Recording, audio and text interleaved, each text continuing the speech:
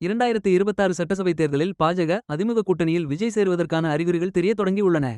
அப்படி நடக்கும் பட்சத்தில் அந்த கூட்டணிக்கு வாக்கு சதவிகிதம் எவ்வளவு கிடைக்கும் என்று பார்க்கலாம்.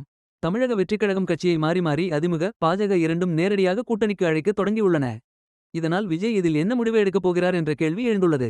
அதிமுக முன்னாள் அமைச்சர் கடம்பூர் ராஜு திமுகவை வீட்டிற்கு அனுப்ப வேண்டும் என்றுதான் அதிமுக தேர்தலை அணுகுகிறது. அதே கருத்துடன் தான் அன்பு சகோதரர் தமிழக வெற்றிக்கழகத்தின் தலைவர் விஜய் இருக்கிறார். சட்டமன்ற தேர்தலுக்கு இன்னும் கால அவகாசம் இருக்கிறது.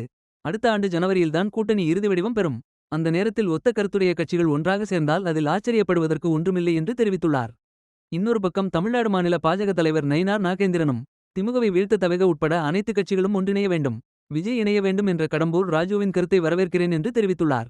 அதிமுகவை தொடர்ந்து பாஜக தரப்பிலும் விஜய் கூட்டணிக்கு வரவேற்று இருப்பது அனைவரையும் திரும்பி பார்க்க வைத்துள்ளது.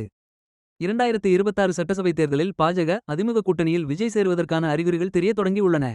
அப்படி நடக்கும் பட்சத்தில் அந்த கூட்டணிக்கு வாக்கு சதவிகிதம் எவ்வளவு கிடைக்கும் என்று பார்க்கலாம்.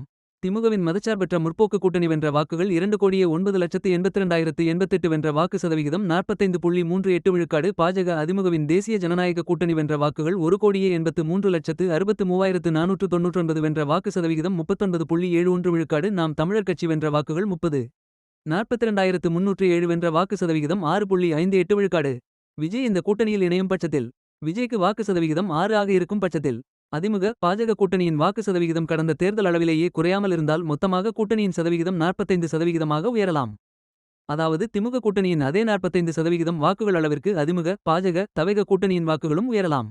இதனால் கடுமையான போட்டி அல்லது தொங்கு சட்டசபை உருவாகும் வாய்ப்புகள் கூட உள்ளன.